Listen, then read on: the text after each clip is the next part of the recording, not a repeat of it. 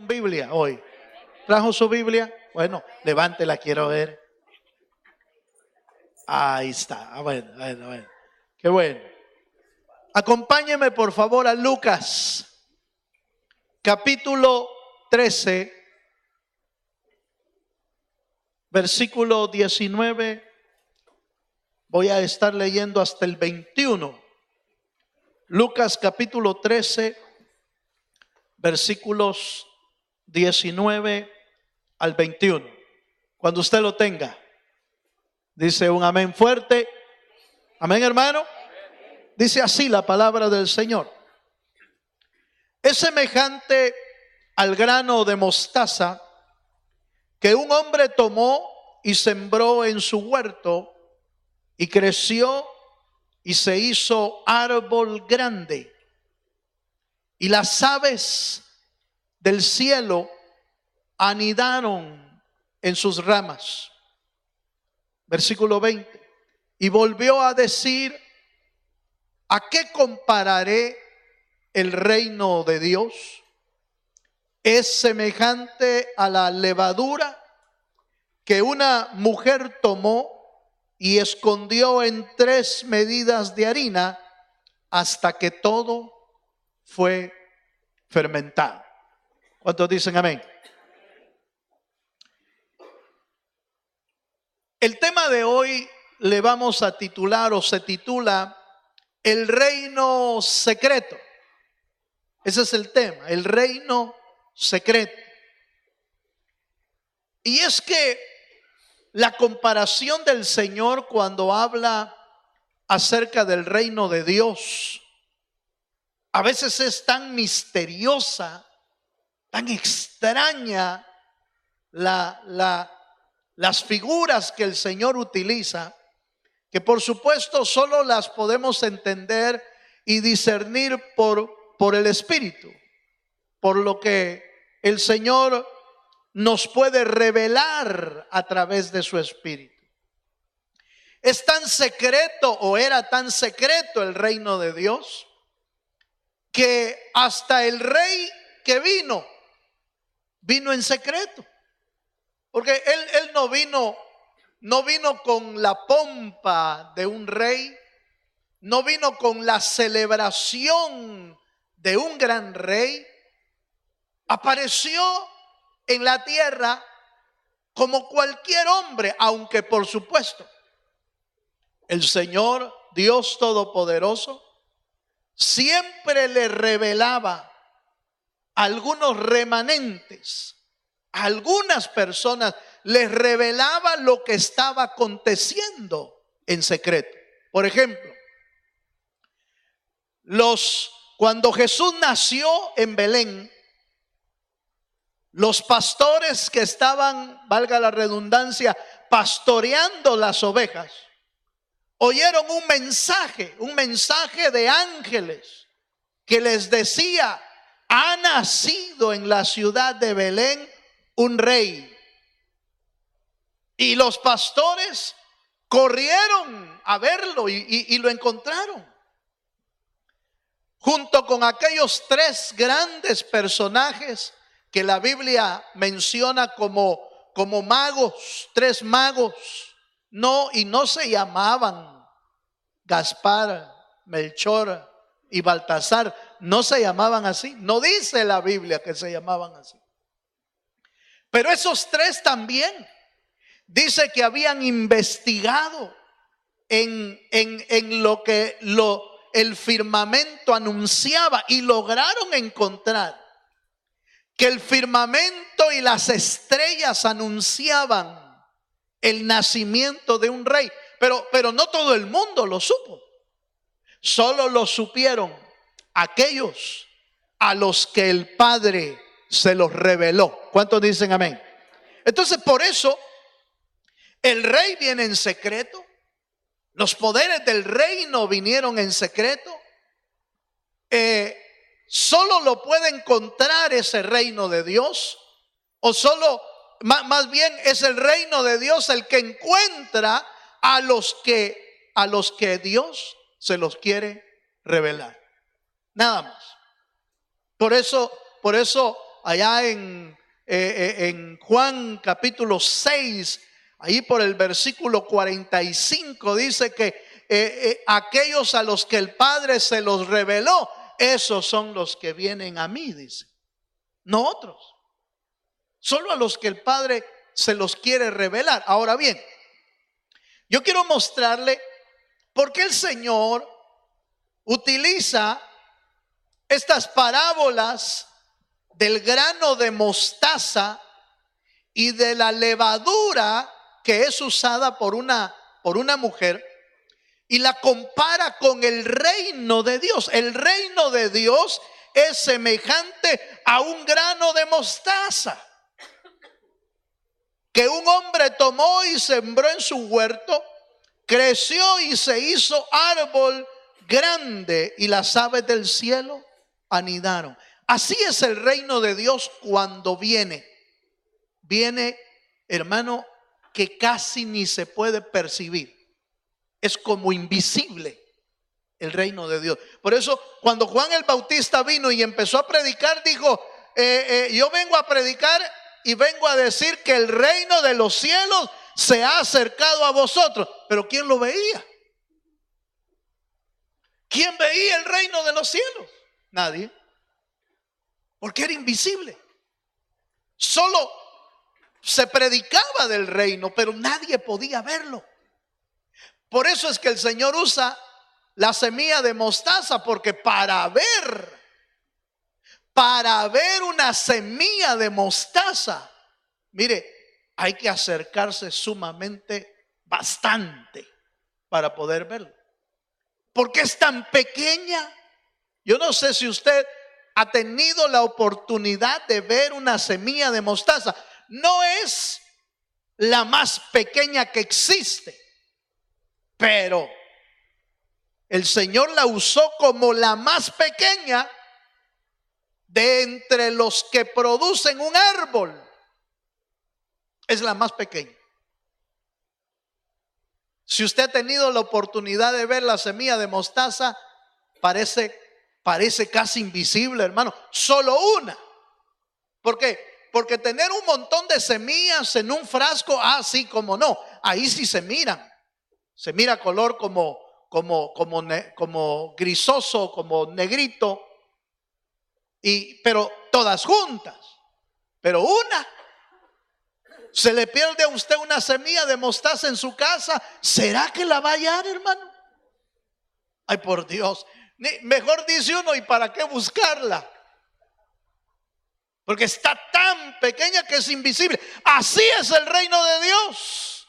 Invisible para el ojo humano, invisible para los que no están buscando a Dios, invisible para la humanidad, pero se hace visible al que puede ver con los ojos de la fe.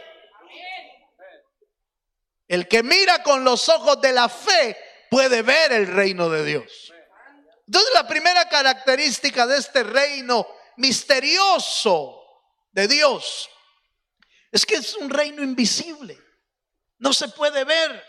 Acompáñeme, por favor. Acompáñeme a Lucas capítulo 2, verso 26 al 30. Yo le dije que este reino misterioso, este reino de Dios es tan misterioso que hasta el rey venía oculto. Hasta el rey no se podía ver. Y se lo voy a demostrar. Lucas capítulo 2, verso 26 al 30. ¿Lo tiene, hermano? Dice así: y le había sido revelado por el Espíritu Santo que no vería la muerte antes que viese al ungido del Señor. Y movido por el Espíritu vino al templo, y cuando los padres del niño Jesús lo trajeron al templo para hacer por él conforme al rito de la ley, él le tomó en sus brazos y bendijo a Dios diciendo: ahora, Señor, despide a tu siervo en paz, conforme a tu palabra, porque han visto mis ojos. ¿El qué, hermano? Tu salvación. Fíjese que el rey vino encubierto en Jesús. El rey del universo vino como encubierto, vino como en secreto.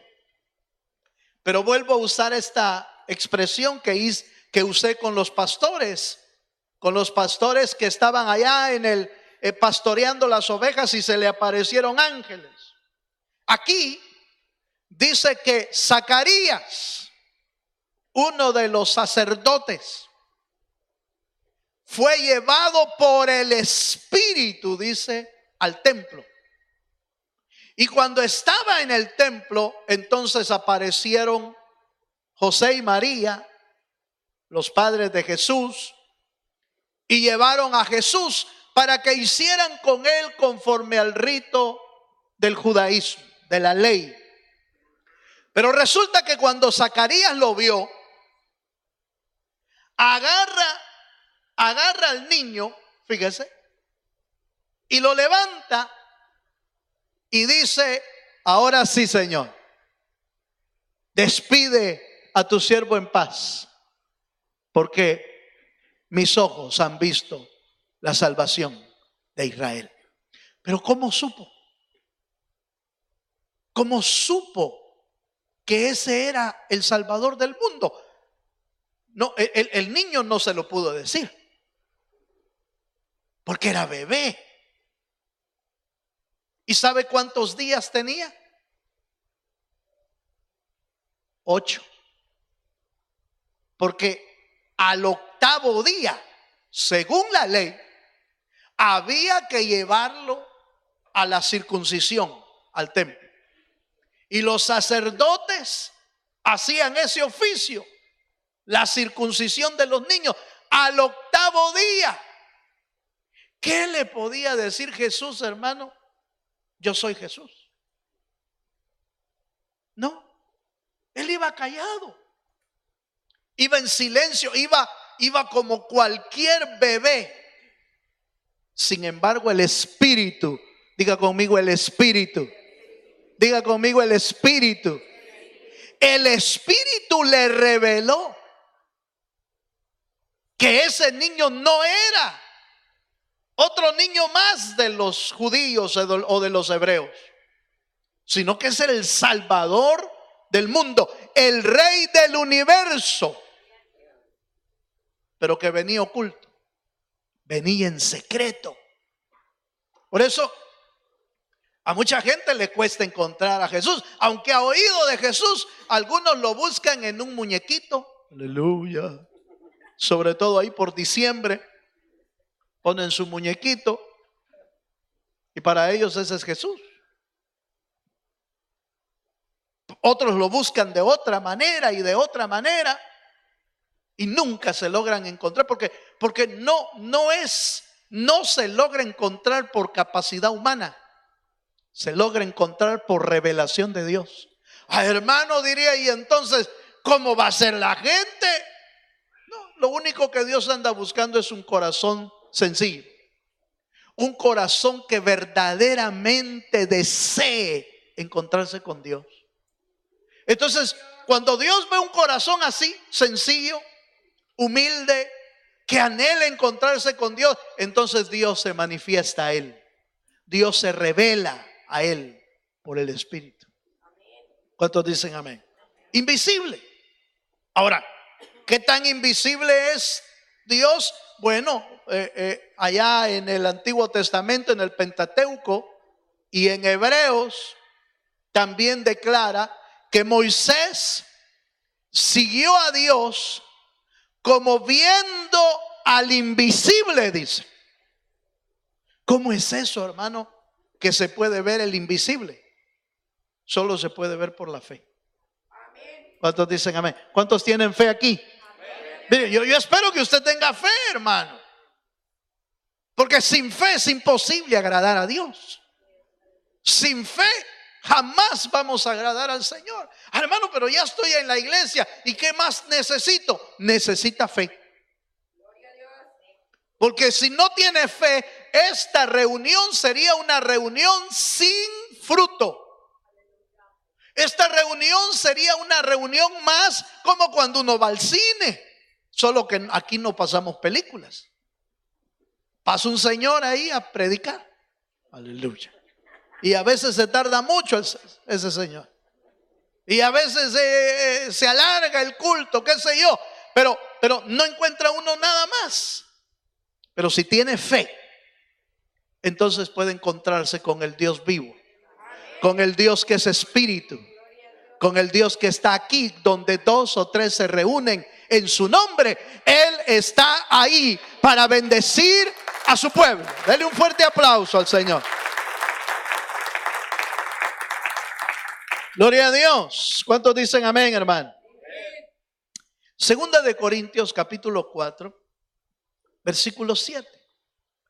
Ahora, lo más tremendo, fíjese, hermano, ya dijimos que es invisible, el reino de Dios es invisible. Hasta el rey vino en secreto. Y fíjese, hermano, que el Señor se fue, pero dejó a otro que siguiera la obra, el Espíritu Santo. Pero resulta que también es invisible. Aleluya.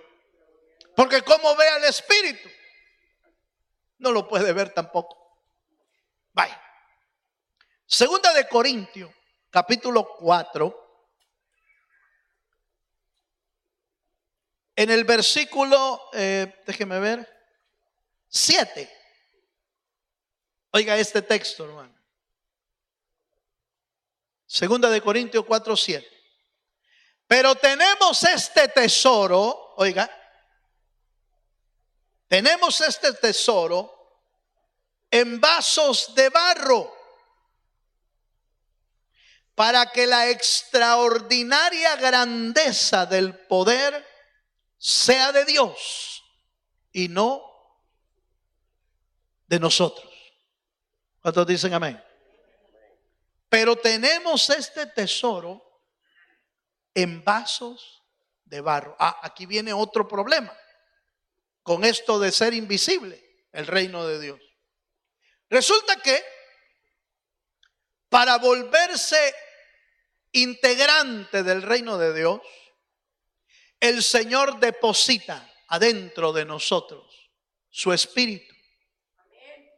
Deposita su espíritu adentro. La Biblia dice que nosotros somos templo y morada del Espíritu. Entonces, veámoslo de esta manera. El Señor mete el reino de Dios adentro. Mete al Rey adentro. Al Cristo adentro. Y al Espíritu Santo adentro. Y cuando uno mira a las personas, ¿mira algo del reino? No mira nada. ¿Por qué? Porque está escondido. ¿A dónde? En vasos de barro. ¿Quiénes son los vasos de barro? Nosotros. Porque mire, hermano, usted aunque chelito o morenito o rojizo, pelirrojo o rubio, aleluya, usted es de barro, hermano. No es de otra cosa. Puro barro. Pura tierra. Entonces, ¿qué lo hace valioso a uno? Lo hace valioso el tesoro que está escondido adentro. Usted tiene un gran precio y yo también. Y todos los que han creído en Jesucristo y tienen a Dios adentro, tienen un gran precio. Pero lo que lo hace valioso no es el vaso de barro. Lo que lo hace valioso es que el Rey está metido dentro del vaso de barro. Y cuando la gente nos mira y usted llega diciéndole, yo no soy de este mundo. Dice, la gente se le queda viendo a uno y dice, ¿y qué sos, extraterrestre entonces o qué? No se preocupe si le dicen si es extraterrestre, dígale que sí. Dígale, yo soy extraterrestre. Uy, el hermano Balmore, y esa doctrina, ¿de dónde la sacó? No, no, no, mire, si no dice la Biblia que nosotros no somos de esta tierra, entonces ¿qué somos? ¿Extraterrestre? Denle un aplauso al Señor si se anima. Aleluya. Extraterrestre quiere decir que no es de esta tierra. Pero no como la gente lo piensa, porque cuando la gente piensa en extraterrestre, piensa en seres de dos cabezas y con tentáculos y toda la cosa. No, no, no. Nosotros no somos de esos. Somos de los hijos de Dios, que vivirán en el cielo por la eternidad. Pero que ahora no se ve todavía. No se ve porque el reino es invisible. Y el reino está dentro, el rey está dentro y no se mira. Lo único que se mira es lo de afuera, la capa que nos echaron, hermano. El barro es lo único que se ve. Lo que se puede ir viendo en el camino es las actitudes, las acciones, la manera de ser. Eso sí se logra ver. Y a medida que nos vamos pareciendo a Jesucristo, el reino de Dios se va haciendo más manifiesto en nuestra vida. Eso es porque el vaso de barro se está quebrando. Y cuando el vaso de barro se quiebra, entonces la luz de Dios empieza a salir de nuestra vida. Por eso es importante que el vaso de barro que somos nosotros se quiebre delante de Dios, para que Dios se manifieste como Él es en nuestra vida. ¿Cuántos dicen amén? Entonces, primer punto que hemos visto es: el reino de Dios es invisible. Es invisible. ¿Por qué? Porque el rey vino en secreto. Dejaron al Paracleto, al Espíritu, lo dejaron invisible. Y no se mira por fuera en nosotros, se mira, está adentro de nosotros. Eso quiere decir que el reino de Dios sigue todavía en oculto, en secreto. Y solo se los revela a los que Dios quiere, a nadie más. Solo a los que el Espíritu quiere. Bueno, sigamos un poquito más. Acompáñenme a un segundo punto. Pero resulta que el Señor usó la parábola de la mostaza y de la levadura para enseñarnos tres cosas. Número uno, que el reino es invisible. Es decir, la mostaza casi no se ve, apenas se ve. Pero la segunda enseñanza que Dios quiso enseñarnos ahí en el reino de Dios es que Dios usa lo más insignificante para que el reino de Dios, para que el rey sea glorificado. Lo más insignificante. Qué insignificante es una pequeña semilla de mostaza, hermano. ¿Qué puede decir de valiosa, de valor, de grandeza, de hermosura, si a puras penas se logra ver? Es insignificante. Pero ¿por qué el reino de Dios es semejante a una mostaza? ¿Por qué el reino de Dios es semejante a un poco de levadura? Es semejante porque Dios muestra en muchos textos de la Biblia que Dios usa lo más insignificante para que Él sea glorificado. Dele un fuerte aplauso al Dios de los cielos. Y si no, vea, acompáñeme a Miqueas. Miqueas capítulo 5. ¿Sabía que existe Miqueas? Ahí está. Miqueas capítulo 5, versículo 2 dice: gloria a Dios. Miqueas capítulo 5, versículo 2 dice: estoy leyendo el siguiente texto. Pero tú, Belén, Éfrata, pequeña para estar entre las familias de Judá, de ti me saldrá el que será Señor en Israel. Y sus salidas son desde el principio, desde los días de la eternidad. Pero tú, Belén, Éfrata, pequeña para estar entre las familias de Judá.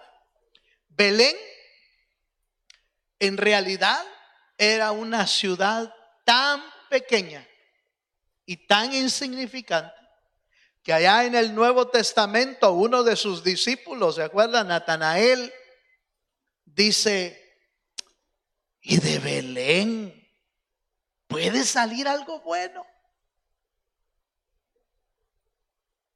El Señor había profetizado que de Belén, de una ciudad insignificante, de ahí iba a surgir el Salvador del mundo. ¿Cuántos dicen amén? Como dándonos a entender, como enseñándonos: mire, hermano, si es que Dios no necesita algo grande para hacerse ver. Dios no necesita algo grande para que le dé honra. No. Dios se glorifica en lo más pequeño, en lo insignificante. ¿Para qué? Para que la gloria sea totalmente de Dios y no de aquello que ha usado. Dios usó a un niño con 5 panes y 2 pececillos para darle de comer a 5,000, más las mujeres, más los niños. Pero usó Dios ¿a quién? A un niño. Porque Dios siempre usa lo pequeño para que Él sea glorificado. ¿Cuántos dicen amén, hermano? Por eso es que el reino de Dios a veces no parece. Yo he oído hermanos creyentes que dicen: hermano, ¿y por qué será que el evangelio cuesta tanto? ¿Y por qué será que las iglesias les cuesta tanto crecer? Pero si aquellas, miren, hermano, que andan en pecado y andan mal y son doctrinas falsas, mire cómo crece. Es que Dios siempre usa lo pequeño para que la gloria sea de Él, única y exclusivamente, no de nosotros. Cuando la Biblia habla acerca de Israel, dice, por ejemplo, no escogió Dios a Israel por ser el mejor pueblo, por ser la mejor raza, ¿no? No, Dios no andaba buscando la mejor raza en Israel. Dios andaba buscando un pueblo que fuera lo más insignificante de la tierra, para que Él se llevara toda la gloria y toda la honra. Y hasta el día de hoy así es. Acompáñenme por favor a Deuteronomio capítulo 7, verso 7. Y ahí usted va a ver, hermano, que el pueblo de Israel no fue escogido. Bueno, para serle más honesto, lo escogieron antes de que existiera. No existía todavía y ya Dios ya los había escogido. Cuando escogió a Abraham, escogió al pueblo de Israel, porque de Abraham viene toda la descendencia. Dice Deuteronomio capítulo 7, versículo 7. ¿Lo tiene, hermano? Oiga lo que dice: no por ser vosotros más que todos los pueblos os ha querido Jehová y os ha escogido, pues vosotros erais el más, ¿qué, hermano? El más insignificante de todos los pueblos. Entonces, ¿por qué escogieron a Israel, hermano? ¿Por ser el mejor? No. Ahora, el detalle es que Dios escoge lo insignificante y lo hace grande y maravilloso. Al día de hoy, la gente dice: pero ¿y por qué será que prospera tanto Israel? Porque Dios está con ellos. Así de sencillo. ¿Y por qué será que ese pueblo lo han querido destruir por años, hermano? Por miles de años lo han querido destruir y siguen de pie. Y hoy bien armado hasta los dientes. Hoy ellos les dicen, ya no más. Como diciendo, ya no más nos vamos a dejar. Ahora si quieren pelear, vénganse. ¿Por qué dice eso? Porque están bien armados hoy. Y confían en Dios. Pero los escogieron porque por ser insignificantes. Hermano, cuando el diablo te diga, pero ¿y cómo te va a usar Dios? Cuando el diablo te quiera engañar diciéndote, ¿y tú crees que Dios te puede usar? ¿Y qué capacidad tienes? Si tú no puedes nada, no puedes cantar, no puedes predicar, no puedes hacer esto, solo no puedes, le dice el diablo a uno. Y uno le dice, sí es cierto, sí es cierto. Dios no me puede usar. ¿Quién dice que no? Si la Biblia muestra una y otra y otra y otra y otra vez que Dios usa lo insignificante, lo vil del mundo, escogió Dios para avergonzar a los sabios. Dele un fuerte aplauso al Señor. Lo vil escogió Dios. Que no te engañe el diablo, hermano, diciéndote que no sirves. Que no te engañe el diablo diciéndote que tú no puedes hacer nada. Él puede usarte. Lo único que hay que hacer es dejar. Oiga esto que le voy a decir. Déjese que Dios lo pueda usar.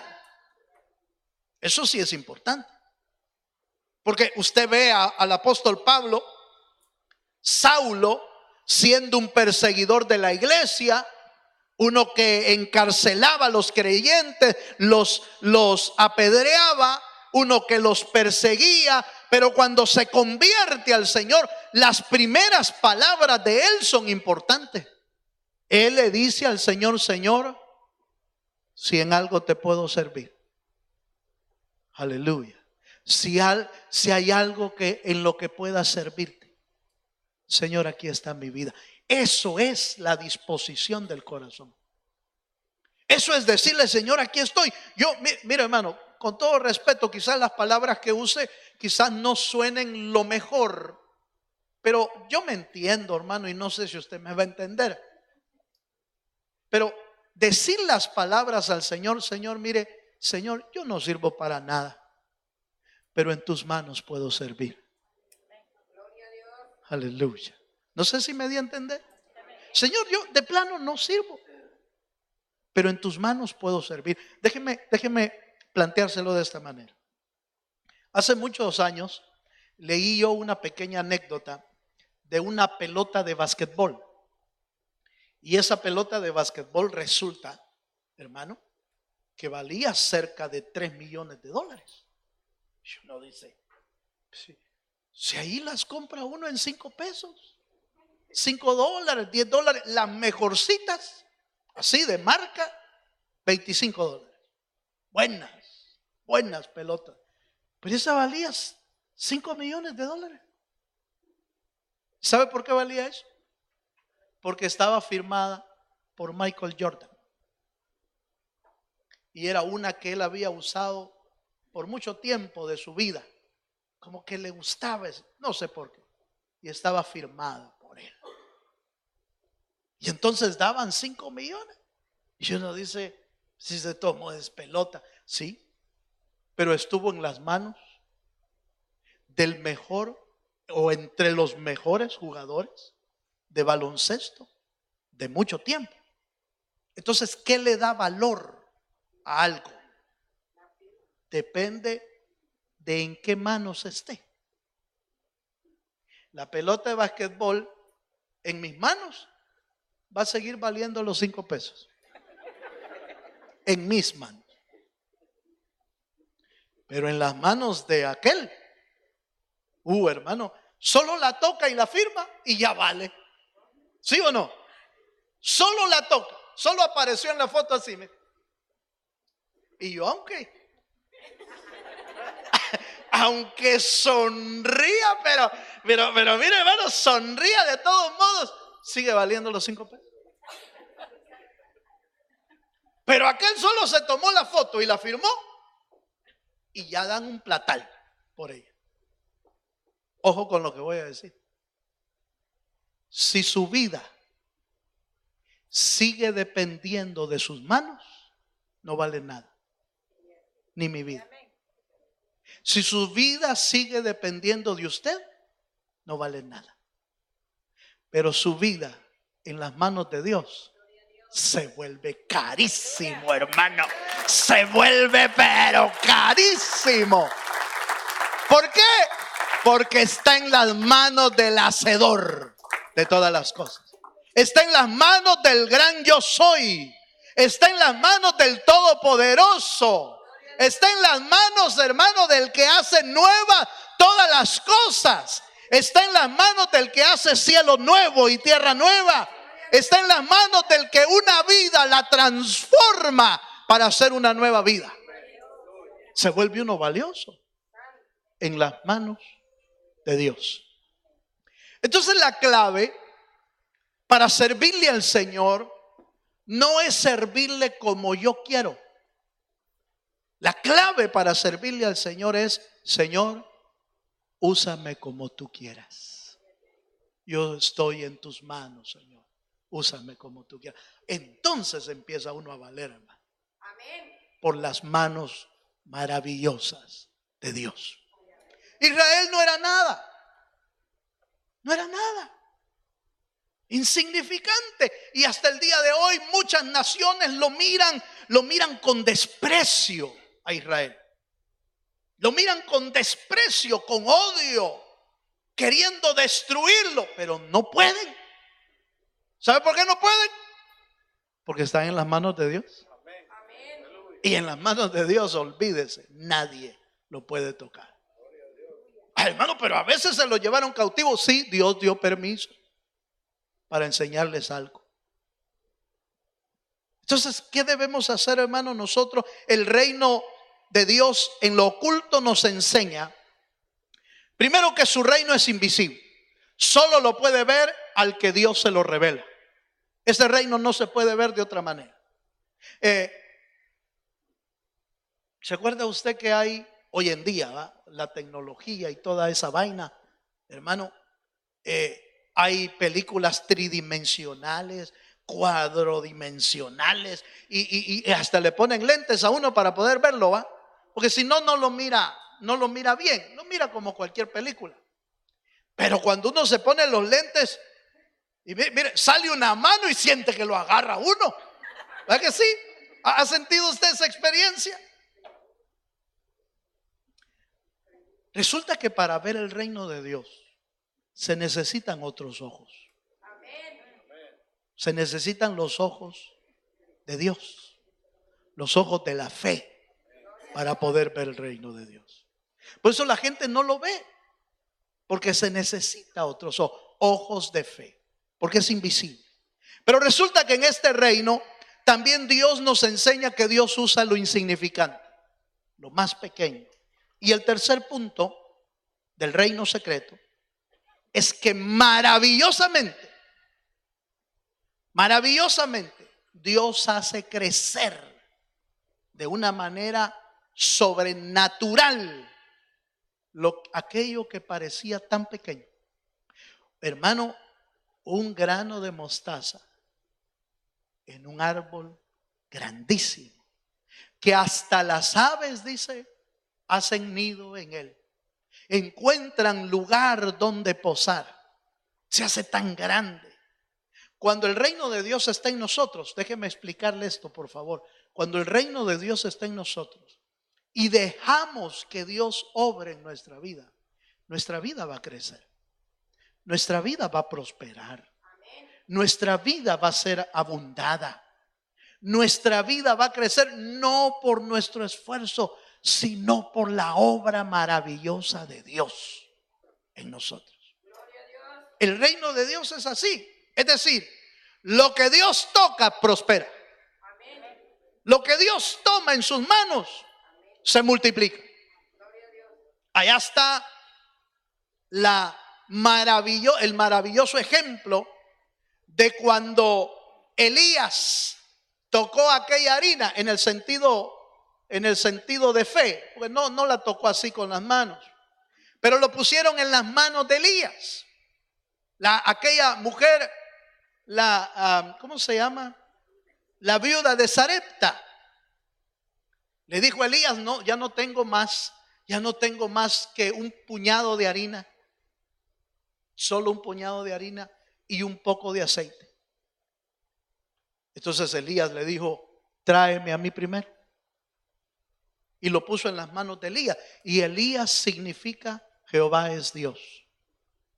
Y en las manos de Elías, después de haber comido Elías, dice la Biblia que la harina nunca se escaseó, ni el aceite se escaseó por 3 años y medio, por el tiempo en que hubo sequía.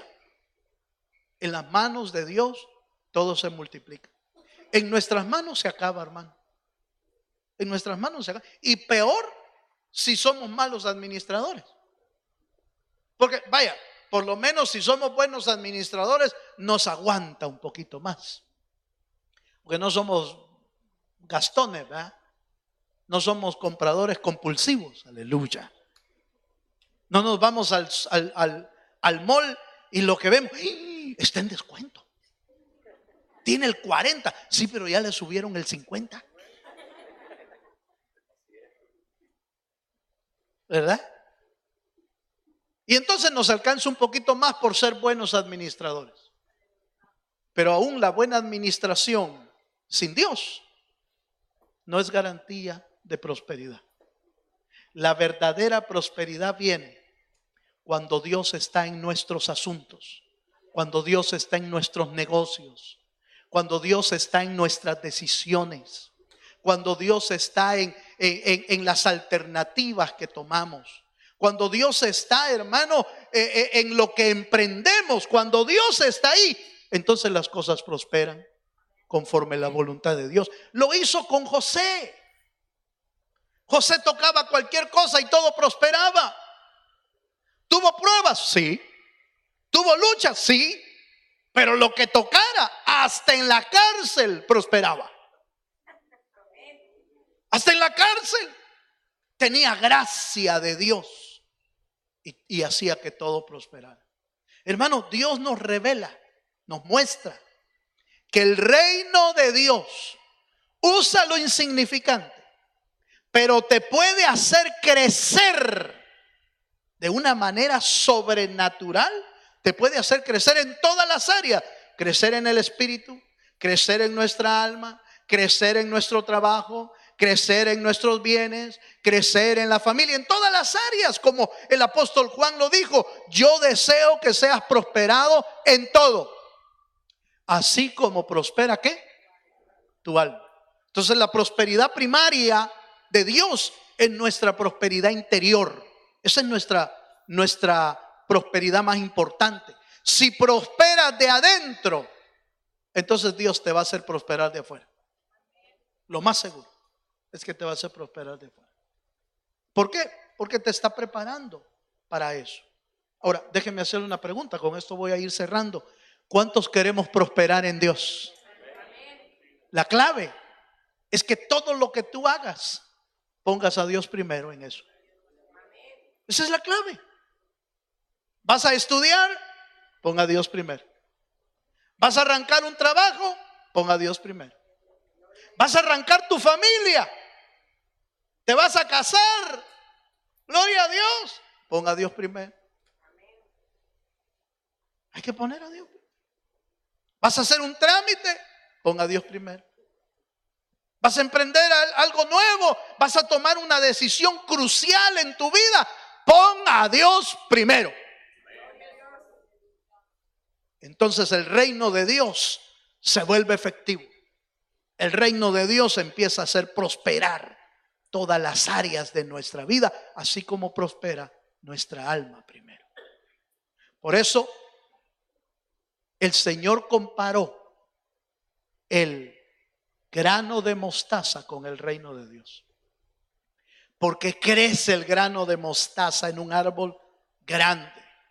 Y lo usó en la levadura. Hermano, ¿usted sabe cuánta levadura le ponen a un pan? Pues yo no sé, de plano lo desconozco. Nunca fui panadero. Pero según lo que me han dicho, mezclan en la masa un tanto de levadura. Por supuesto, no igual que toda la masa. Es un puñado pequeño. Pero esa masa mezclada con un poco de levadura, mire hermano, hace que el pan, ¿verdad que sí? Algunos de plano se mandan tanto que cuando lo muerde uno, porque se infló tanto, ¿ah? Pero ¿cómo crece el pan? ¿Cómo crece el pan? Con un puñado de levadura. Así es el reino de Dios. El reino de Dios, hablando no de la levadura que contamina, sino de la levadura que hace crecer. Porque la levadura puede tener dos ángulos. Y los apóstoles lo explican bien. Por un lado hablan de la levadura que contamina, pero por otro lado en la parábola del reino no está hablando de levadura que contamina, sino de levadura que hace crecer. Es el ángulo positivo. El otro ángulo es el ángulo negativo. Ahora, si usted y yo nos dejamos tocar por el Espíritu, si usted y yo nos dejamos, hermano, untarnos con el Espíritu, vamos a crecer. Vamos a crecer por el Espíritu. Vamos a ser prosperados. Pero de la prosperidad que viene de Dios. Póngase de pie, por favor. Ya terminé. Por gracia y por misericordia, el reino de Dios nos encontró a nosotros. Porque no lo encontramos nosotros, hermano. Él nos encontró a nosotros. Y nos reveló su reino. Ahora que ya tienes al rey adentro, el tesoro lo tienes adentro. Ahora dejemos que Dios nos use aunque seamos insignificantes. Aunque creamos que seamos lo más pequeño, dejemos que Dios nos use. Dejemos que Dios haga con nosotros lo que bien le parece. Y entonces la prosperidad de Dios va a venir y nos va a alcanzar. Cierra tus ojos un momento. ¿Te animas a decirle al Señor esta noche? Señor, que tu reino se pueda mover en mi vida. Se pueda mover en mi vida. Porque ya tienes al rey. Ya tenemos al rey adentro. Ahora digámosle, Señor, que tu reino crezca en mi vida. Que tu reino se pueda mover. Si usted quiere venirse adelante, véngase. Venga a decirle, aquí está mi vida, Señor. Haz de mí lo que tú quieras. Déjese usar por Dios como Dios quiere usarlo. Y el reino de Dios va a empezar a crecer. El reino de Dios va a empezar a crecer en su interior. Hasta que Él se manifieste y nos haga prosperar como solo Él puede hacerlo. Levante sus manos ahí. Si se quedó en sillas, levante sus manos. Aleluya.